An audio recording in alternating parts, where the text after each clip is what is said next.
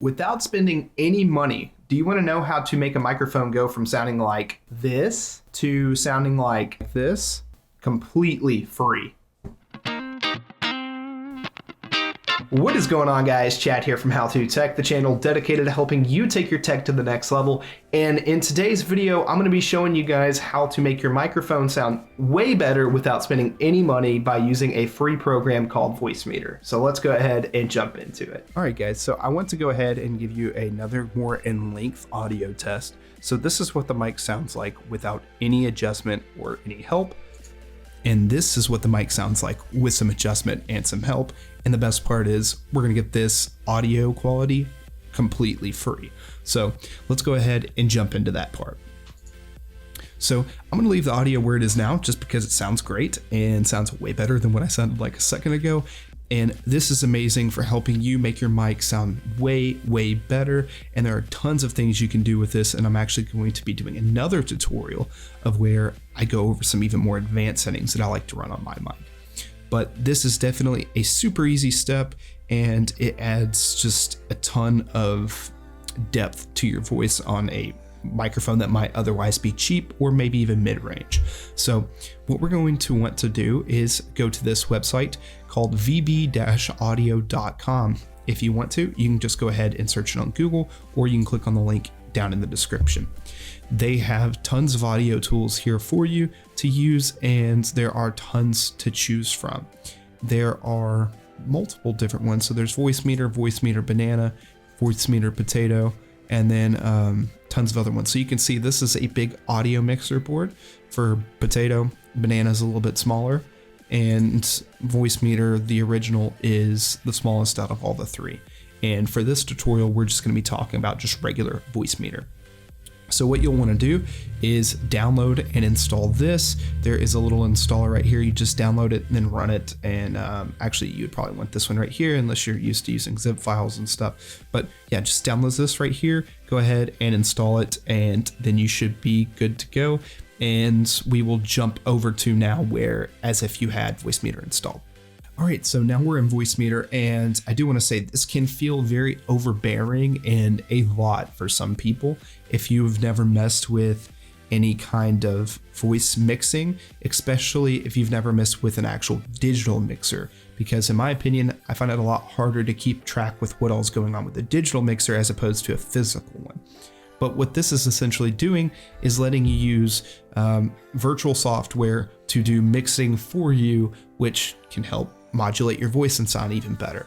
So let's talk about kind of what Voicemeeter is and what are all these different things that are going on, so you don't get kind of confused getting off the gates here. So we have what are hardware inputs. So there are two hardware inputs. These are going to be devices, typically microphones, and virtual inputs are going to be a virtual type of input for your computer. So you could actually link this to a program and stuff like that. So let me go ahead and get out of that. And then we have hardware out. This is where it's going to output the audio to. And then we also have a digital out, which is how I'm recording this video, and you're getting to hear this sound.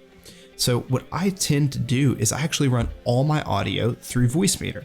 And the reason why is because I have constant control in this, and I keep it up on a second monitor. And it's just really easy to be able to adjust these volumes independently and do it all in one program that's always open. Now, you don't have to do that, but we're going to jump into what you need for the microphone. But just keep in mind, you can actually put in here, like this right here is all my desktop audio coming through here. And you could also do like a friend's Discord. You can do tons of different things with this, but we're just going to be focusing on the microphone. So what I'm telling you to do, what I'm doing right here in hardware input 2, you could just as well do it in hardware input 1. So I would suggest doing that if you didn't have anything set for it. So what you'll want to do is click where the number is, and it'll give you a drop down of devices to select. So my microphone is ATR USB microphone. If I wanted to use my wireless headphones, I could use Earforce Stealth 450s. If I had another mic, I could use that. All these other things, there are tons of them. There is WDM, KS, and MME. I suggest WDM, haven't had many problems with it, and it seems to be fairly stable. If you experience any issues with Voicemeeter after this, I also have some videos covering common issues with Voicemeeter and how you can fix them. So there's actual 2 videos on that, so that's really useful. So what you'll do is select your microphone, like I have here. And then what you will do then is we have this thing called IntelliPan, which is an intelligent panning software. And we can add some echo, brightness, add some more, love to the lows or the highs, and we can do some adjustment here. And this is where you make the adjustment. So by default, it's going to be here at the baseline, which this is how it sounds like by default. And essentially what we're going to do is we're going to put it kind of in this range. So what we are doing is we're boosting the audio slightly in some areas. And what I would suggest is move this around and kind of figure out what sounds best for your mic. What you're wanting to go for is not necessarily a specific sound profile that is the same as everybody else's. You just want to get what you can feel is the best that you can get out of your mic. In some microphones, you might have to adjust this slightly in other directions. So for example, I move mine up here. It gets a very radio aspect to it, and that's not good for what I'm going for. Also, you can add some echo by going up here. Too much echo, in my opinion, just sounds bad. And there are tons of other, kind of things. We can really boost the lows. We can really boost the highs. And like I said, there's tons of things. But for best broadcast sound, I tend to find anywhere from your baseline up into this area. So kind of venture around in through here and see where your mic sounds best. Mine sounds very well right here, and that's what I would select. Now, with that being said, we talked about the hardware out. So currently I'm actually doing what's called mic monitoring. I'm listening to exactly what my voice sounds like, and it's playing back through my headphones as I speak, because A is toggled. Whenever I untoggle A, I no longer hear myself. And what's happening is my microphone, which is this ATR, also has a headphone out port. So what I do is I route my audio back into that port, and I'm able to hear myself. Now, if you had speakers or other headphones or a headset, you could actually select that there, and you could actively monitor your voice. And that's super useful for some people. Make sure you're not getting too loud, not staying too quiet. You can get some adjustment there as well. But what we want to make sure of is that B is checked, because what this is telling it is that this needs to be output to a digital audio track. And I'm going to go ahead and pull up something really quick if you guys don't mind. All right, so if you're on Windows 10, what you'll want to do is bring up Control Panel, and then we are going to, what I tend to do is I just search up here for sound, just because it's faster, and we can look here. In our sound, we're going to be looking for recording, and we're going to see that this is my ATR microphone. You can see when I talk, this goes up and down. If you use this, you're not going to get any of the audio effects you've just applied. And why is that? Because that's a physical input.